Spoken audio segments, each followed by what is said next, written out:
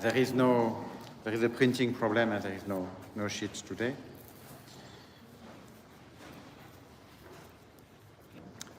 We speak about bad example and scandal.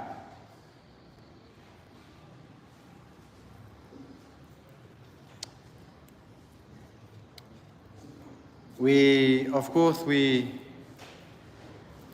know what Christ said about scandal,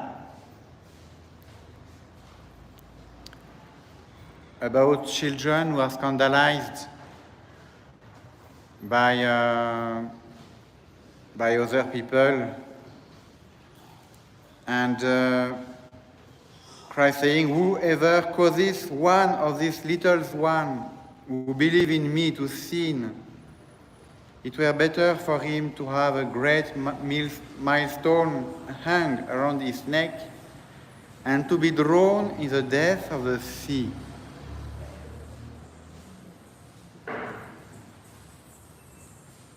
Woe to the world because of scandals. For it must need be that scandal come. It's not possible to avoid all scandal, but woe to the man through whom scandal does come.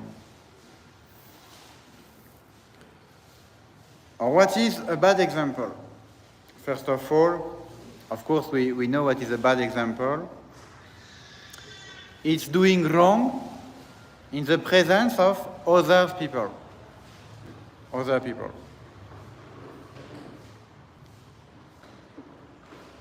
And of course, bad example is the first and principal cause, occasion of scandal. Because we have a social nature and it's normal to do like other people.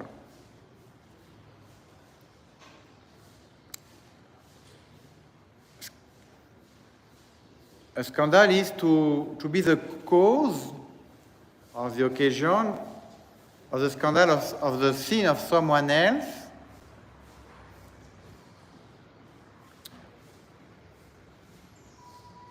by pushing, inviting, encouraging, showing bad example, leading someone to sin. Can be by word, by deed. It can also sometimes be only not a real bad action, but an appearance of bad action. You do something that is right, but other people can interpret it badly. And now think that you are giving a bad example.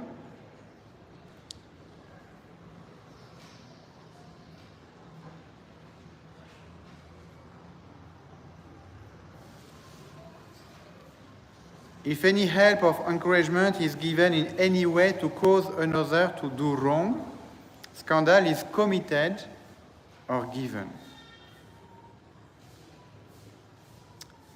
Bad examples and scandals are sins against the soul, included in the fifth commandment, because we cause the death of the soul by scandal. This is why we speak about that under the fifth commandment. This scandal injure our neighbor's soul, and so are worse evils than injuring the body. The soul is more precious than the body. To cause damage to the soul is more serious than to cause damage to the body.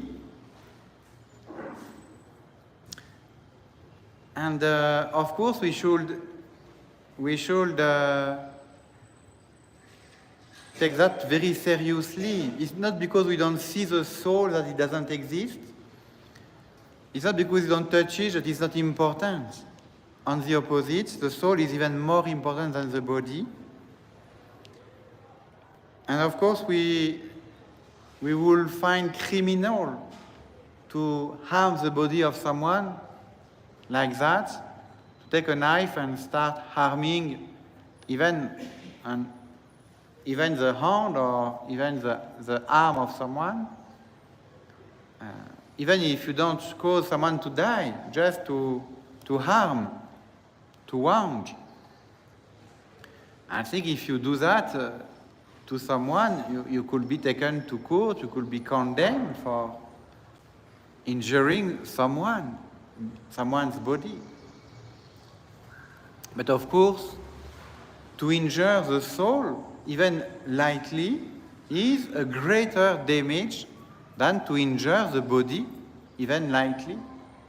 And if you can go to court and to jail maybe because you have injured the body of someone, even lightly, much more, we can be punished by God, by justice, because we have damaged the soul of someone else.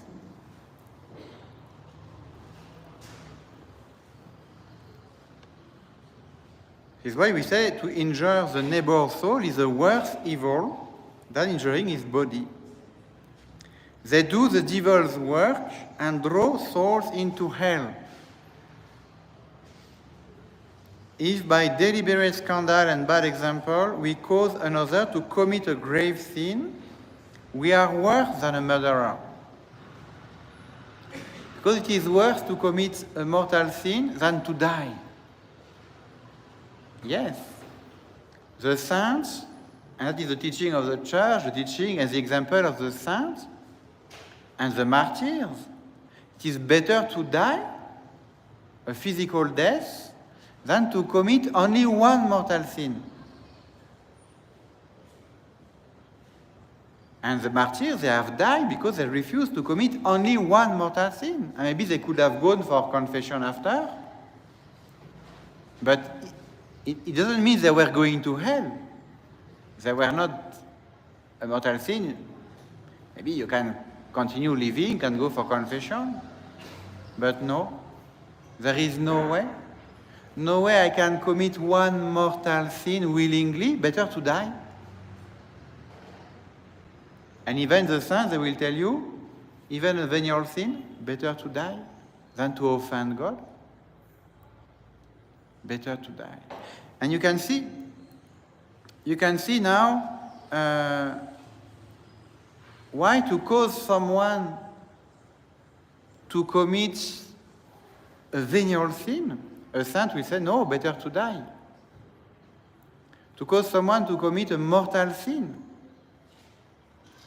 you are worse than a criminal who is a murderer, because the evil done is worse than the evil done by killing the physical body of someone. This is what the Catechism is explaining.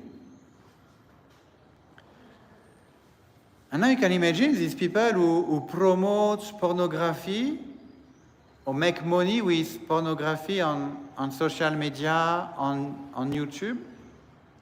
The responsibility in front of God. But also the responsibility of the parents who allow their children to watch without control. And they are also a cause of scandal because they give a big knife to their children to kill themselves with this knife, you know.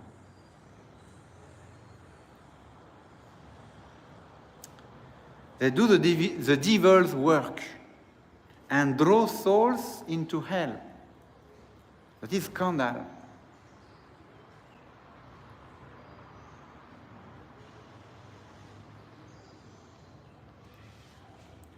One who hurts or destroys the spiritual life of his neighbor commits the sin of murder.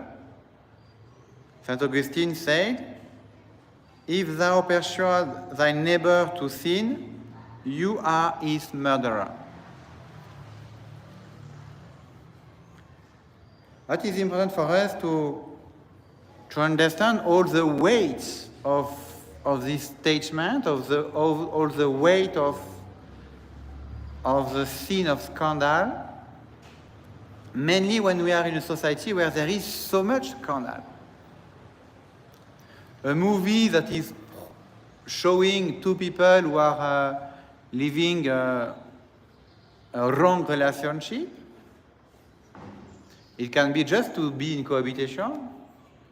It can just be fornication. It can just be adultery. It can be gayism, I don't know.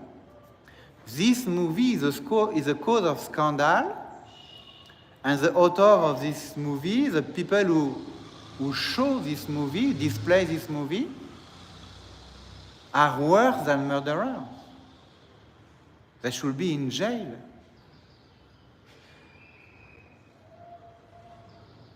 And I could even understand very well death penalty. I have no problem. Because these people are causing a harm so serious by the scandal they give. They destroy the individual, they destroy the family, they destroy the society. This evil is so bad, like pornography, or then the bad example given by a bad movie. And how many hours of bad movie are displayed every day on the screen?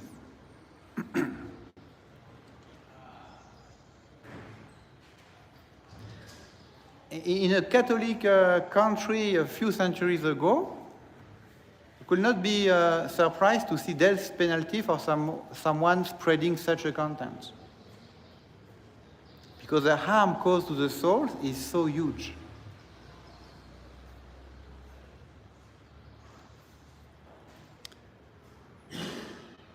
And this is what just says St. Augustine, it's a murder of the soul. And that is much more serious than the murder of a body.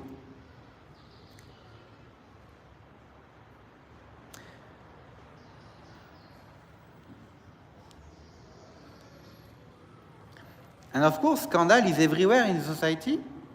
Every time someone does also something wrong, and this person is in a position of power, he is teaching other people to do like him.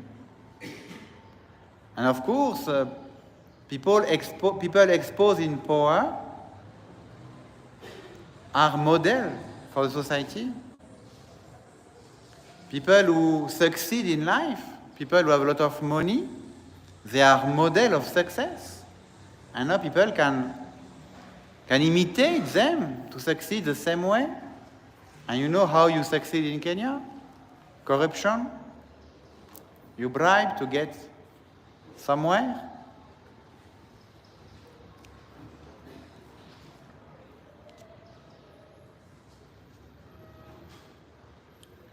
Our Lord condemns scandal in no uncertain terms, saying, "Woe to the man through whom scandal does come. And if thy hand or thy foot is an occasion of sin to thee, cut it off, and cast it from thee.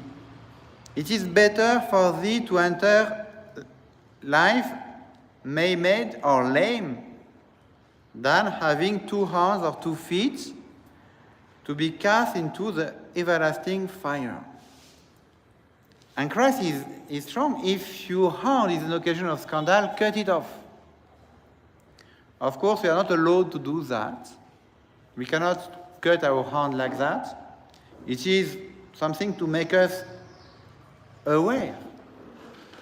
But if your smartphone is an occasion of scandal, take your hammer and destroy it. It is exactly what Christ is saying. If your smartphone is for you an occasion of mortal sin, what do you prefer? Your smartphone or the life of God in your soul? And now make a decision. And it's better to enter into the kingdom of heaven without a smartphone than to go to hell with your smartphone. It's exactly what Christ is saying. And if actually we are not allowed to cut off our hands because we have to respect our body, we are totally allowed to throw our smartphone away.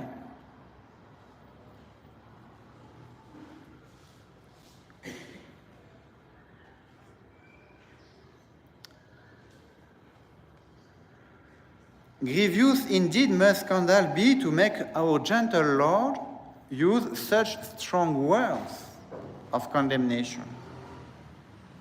The Son of Man will send forth his angel, and they will gather out of his kingdom all scandals and those who work iniquity, and cast them into the furnace of fire.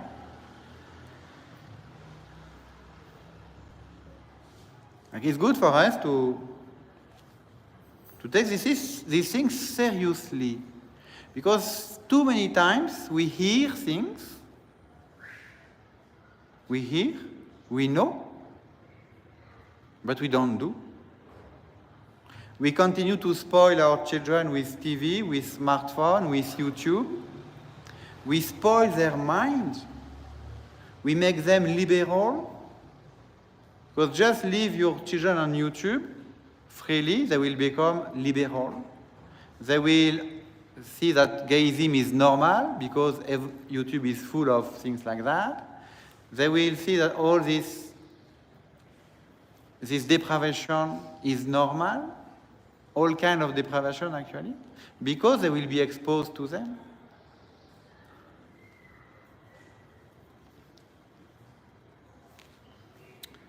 Some ways of giving bad example or scandal are indecent talk, selling or circulating bad books or pictures, singing improper songs, dressing immodestly, appearing in public in a state of drunkenness, by profanity and cursing, by doing servile work publicly on Sunday, by behaving indecorously in church, by ridiculing religion and priests, by writing against religion, by publicly violating one of the commandments of God or the church.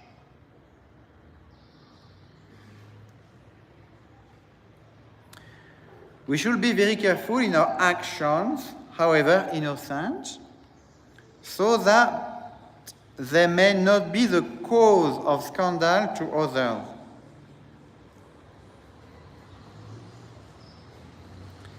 And if thy eye is an occasion of sin to thee, pluck it out and cast it from thee. It is better for thee to enter into life with one eye than having two eyes to be cast into the hell of fire. We should be careful in our actions, even when they are not bad, but they could be interpreted badly, and people could take occasion of scandal.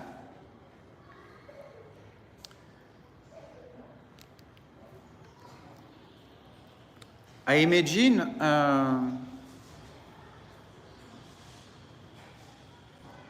you are very sick, and your doctor has told you you cannot fast at all. You cannot fast at all. You must eat because you have to take your medicine, and you must eat 3 times a day. Okay. And now you are on Good Friday, you are in the compound, and you are eating a lot of food in front of everybody. It is a scandal. You are a Catholic and you break an important law of the church in front of everybody. But for you it's not a sin because this law doesn't apply to you because of some reasons, okay? But people who don't know could be scandalized. This man is a good Catholic and he is eating a lot of food on Good Friday, and they don't know you are sick. They don't know your doctor has given you a special prescription. They don't know that you have a good reason to eat on Good Friday. But it means you are not sinning, but you can be cause of scandal. Telling people, oh, you know, even good Catholics don't respect this kind of laws. And this is what we call the scandal of the weak. It means someone who, out of ignorance, doesn't understand the situation and can be influenced by your behavior, even if you have a good reason to do it.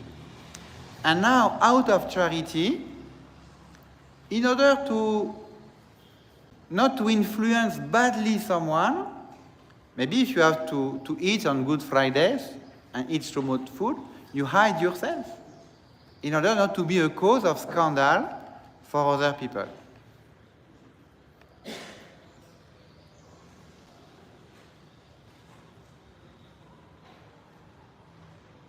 This is why we say we should be very careful in our action, however innocent, because they can be badly interpreted.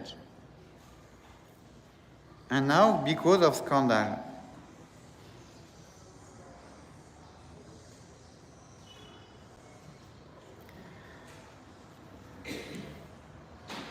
By committing scandalous acts, a person influences others to do the same. This is especially true of children who easily imitate their parents and elders.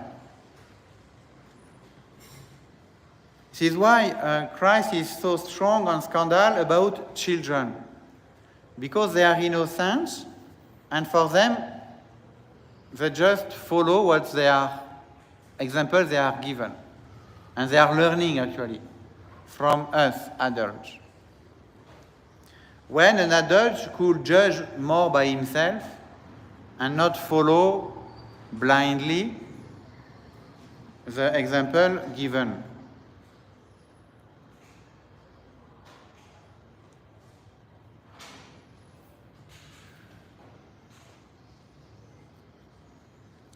He who gives scandal is like a man who digs a pit into which others fall and break their neck.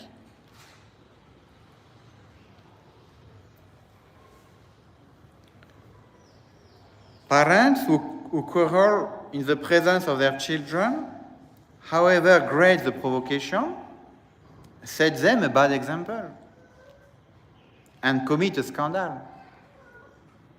Public officials who break the law by gambling or immorality give scandal. Older brothers who go to forbidden shows and other places or take their younger brother with them are guilty of scandal. Older sisters who are excessively vain in their toilettes give bad example to their younger sisters.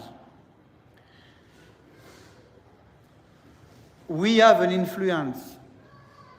And of course, our influence should be for good, for raising people up, giving good example, setting a good path, a good track for the other, and we will be rewarded actually to be the light in the darkness and to have been a model in this world. But now, if we become a model of sin, if we teach our children bad example, we are guilty.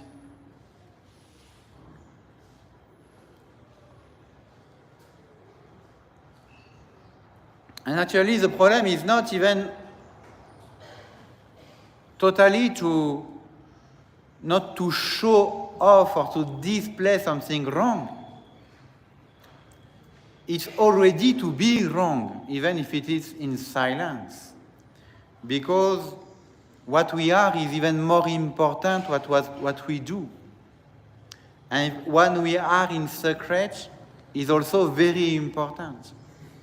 And someone who will hide his depravation, even if it's hidden, it's not public, it's not seen, but it's already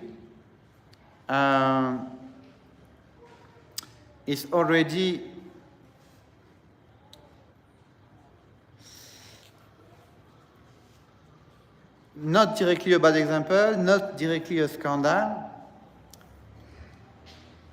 but it's something even deeper than that. To be bad is even worse to we communicate something mysterious, invisible.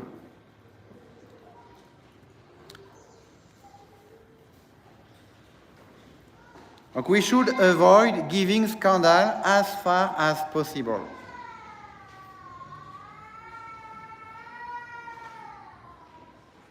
We even ought to abstain from good actions if they may give scandal. People don't understand these good actions, what I was telling you.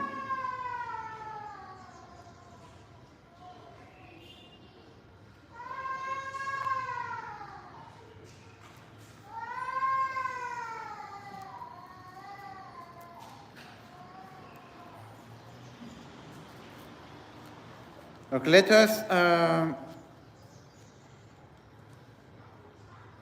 us review these things seriously in our life. Let us be very, very aware of what we build, and mainly with these young children. And we see sometimes people setting very bad examples, very, very bad.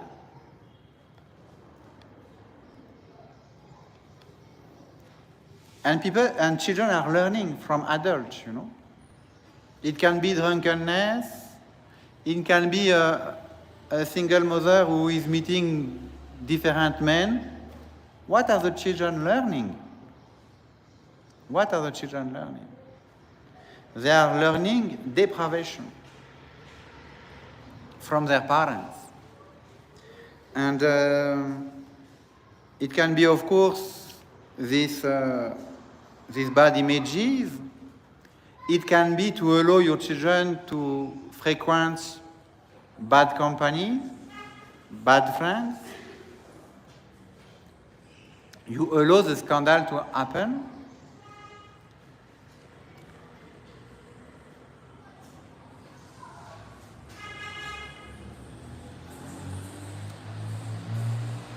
Even if one day you are a parent and one day you are lazy, you don't go to church, what are you teaching your children? That it's not so important. And you know, for a child, his parents are always right. A child is built like that, you know. My parents are right. My parents are the model. If you do something, you are right. You show the way for them. Let us be very conscious of our responsibility to set good examples, to be a good example in our secret life and in our public life, that we can be the light of the world and not be part of the problem, not be part of the scandal of the world.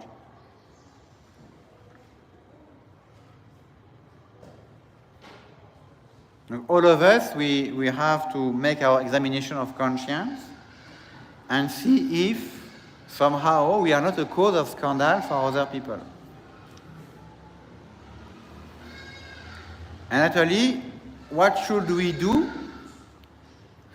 if we have been the occasion of scandal or of bad example? I imagine a lady has been dressing badly, immodestly. That is a bad example. Other ladies can be tempted, your children can be tempted to dress as you did. What can we do? What should we do? If we have been the occasion of scandal or bad example, we are bound to repair the mischief done.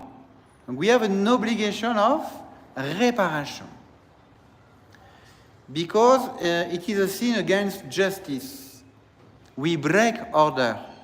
We break the order of the world. We lack of justice, not doing what we should do. And you know, for the sin of justice, they cannot be forgiven if we don't want to repair the order broken, if we don't want to fix. Because if we don't want to fix, we accept the injustice. We accept the disorder. It means if we want to be forgiven, we should repair the disorder.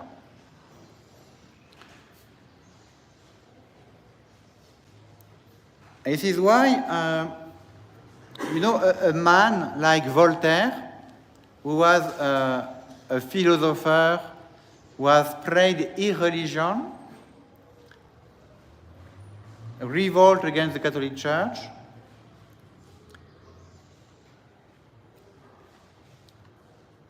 I imagine that he wants to convert at the end of his life and receive the sacraments and be buried in the Catholic Church. He should make a public statement to apologize himself in front of the world to try to repair the scandal he has given. And if he refuses to do that, he will not be accepted to be buried in a church. Because he has done a public scandal, if he doesn't want to repair the scandal before his death, he cannot be buried in church. He's an apostate. He has led other people to apostasy. He cannot be buried in church with this scandal. And this is a condition sometimes to receive the conversion of someone, is to say, okay, but you can see all the articles you have written against religion on internet. Now you have to repair the scandal you have caused.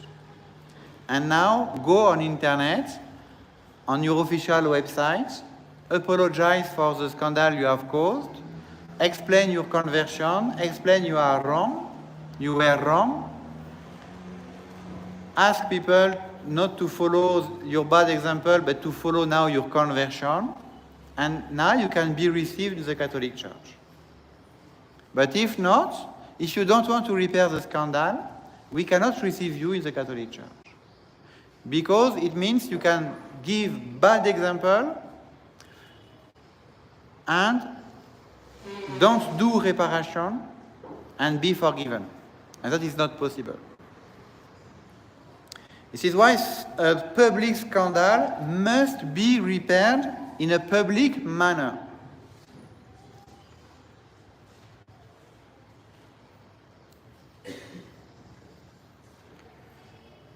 Even then, we usually cannot begin to repair the greater part of the evil we have caused.